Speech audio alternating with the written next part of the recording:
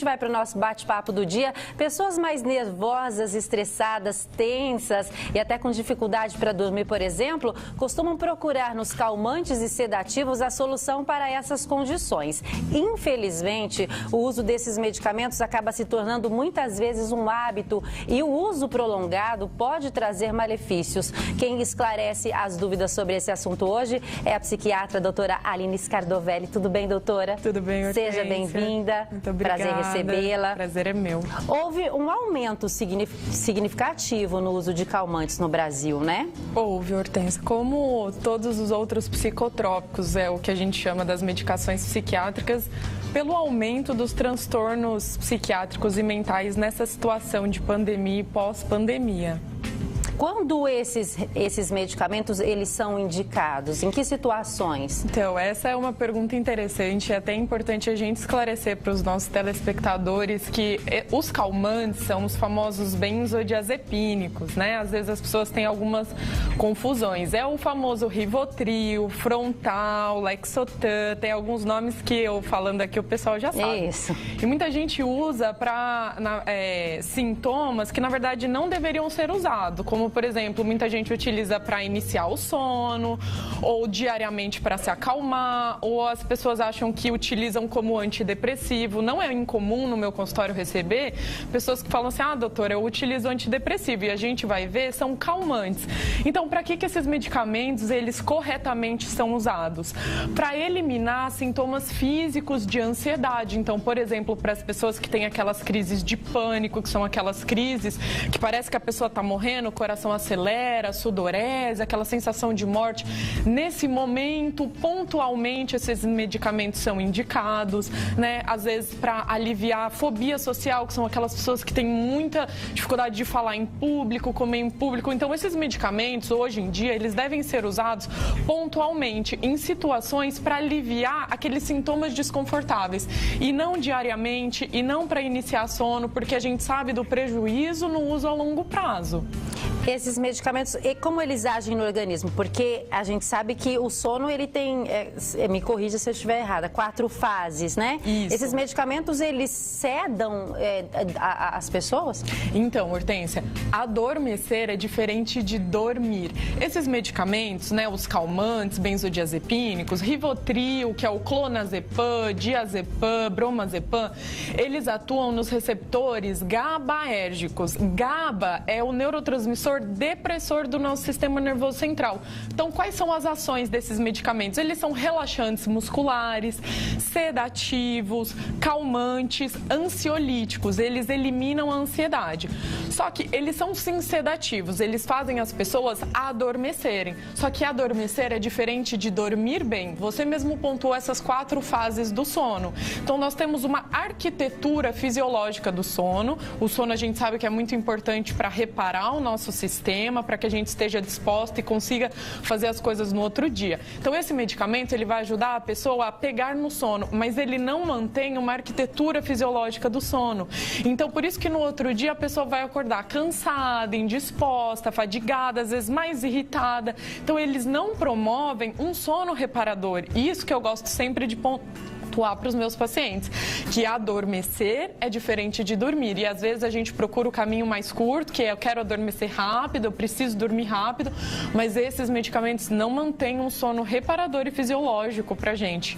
Existe algum tipo de medicamento hoje no Brasil que é utilizado e que faz um efeito totalmente contrário, assim, no sentido de que a pessoa passe por essa fase, por essas 4 fases do sono? Existe hoje sim, Hortência, soluções muito melhores. Lógico que primeiramente a gente vai fazer um bom diagnóstico em relação a essa dificuldade para dormir. Se existe uma insônia, se essa dificuldade para dormir está associada à ansiedade ou à depressão, ou se é uma insônia inicial ou terminal, às vezes a pessoa pega no sono rápido e acorda diversas vezes durante a noite. Então, o primeiro passo é um bom diagnóstico. Depois, existem sim hoje outros antidepressivos que atuam para ajustar essa arquitetura do sono, desenvolvendo um sono mais reparador, né, para esse paciente, sem os efeitos colaterais dos benzodiazepínicos, que são tolerância, dependência, prejuízo cognitivo. Hoje no mercado existe a trazodona, que é um bom medicamento para isso, a quetiapina.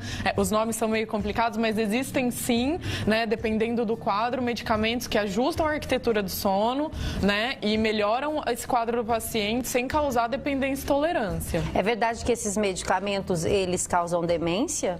Isso é um mito? Então, existem algumas pesquisas correlacionando o uso a longo prazo dos calmantes, né, de Rivotril, que é o clonazepam, diazepam, a quadros demenciais. O que a gente sabe hoje é que o uso a longo prazo gera prejuízo cognitivo, ou seja, as pessoas começam sim a ter alteração de memória quando elas utilizam a longo prazo. E para o idoso, uma coisa muito importante de pontuar é o aumento do risco de quedas, né? Então, esses medicamentos, eles têm sim esse prejuízo, eles não conseguem ter uma correlação direta com demências, né? Que somente o medicamento causa demência, mas por esse prejuízo cognitivo a gente sabe que é um fator agravante. Existe um prazo determinado para que a pessoa utilize esse medicamento? Normalmente existe, Hortência. A gente normalmente utiliza no máximo de 4 a 6 semanas desses medicamentos nesses casos mais pontuais. Porque é o tempo dos outros antidepressivos, dos outros medicamentos fazerem efeito para a pessoa não precisar mais desse medicamento sintomático para essas crises. Depois de 4 a 6 semanas, a gente tende a retirar, né, os calmantes, porque aí a pessoa não necessita mais. Se ela utiliza de 2, 3 meses, 6 meses, a chance dela se tornar dependente a essa substância é muito grande. Eu tenho pergunta da Maria Aparecida de Marília. Medicamentos naturais para dormir funcionam?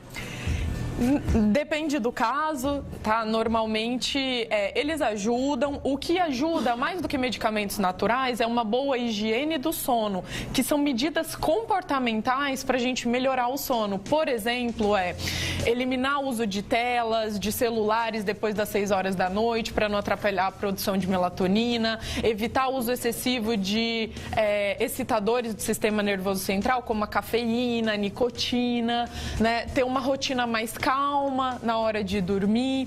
Então, essas medidas comportamentais de higiene do sono normalmente ajudam mais do que esses medicamentos naturais. Tenho mais uma pergunta aqui da Giovana de Presidente Prudente. Posso tomar 2 calmantes de uma vez? Então, Giovana, é perigoso. Esses calmantes, como eu falei, eles também funcionam como depressores do sistema nervoso central em outras áreas do nosso organismo. Então, eles também podem causar, por exemplo, depressão respiratória. Então, é o mesmo caso de você tomar um calmante e álcool. Os dois são substâncias depressoras. Se você tomar 2 calmantes juntos, você potencializa a ação um do outro, podendo causar séria depressão de sistema nervoso central e até uma depressão respiratória. Então, é perigoso se ela não tiver uma orientação médica para isso. O Marcos, também de Presidente Prudente, costumo tomar calmante para dormir, mas às vezes não faz efeito. Por quê? Então, Marcos, a gente entra nessa questão, porque o calmante, ele só faz você adormecer, ele não vai fazer você dormir bem. E pode ser que ele também já se tornou tolerante a essa medicação. Quando você se torna tolerante, quer dizer que você precisa de doses cada vez maiores para conseguir o mesmo efeito. Então, pode ser alguma dessas coisas, ou realmente porque o calmante não está adequado, né, ao caso dele. Grávidas podem tomar calmante? Hoje, a gente sabe que os calmantes, eles são contraindicados para grávidas, né? A não ser com orientações bem pontuais, médicas, obstétricas ou psiquiatras. A gente sempre pesa o custo-benefício, mas não é recomendado por conta desses efeitos, né? Que a gente não sabe exatamente o que vai causar para o feto, por serem medicamentos extremamente depressores. A Lucilene está na nossa live, ela comentou aqui que ela toma alprazolam para dormir. O alprazolam não é o Rivotril, né? O alprazolam é o frontal, é o nome mais conhecido. O Apraz, né? Ele é um calmante, é um benzodiazepínico. E o problema do alprazolam é que, dentre os benzodiazepínicos, ele é o que possui meia-vida mais curta. Então, teoricamente, ele é o que mais causa dependência.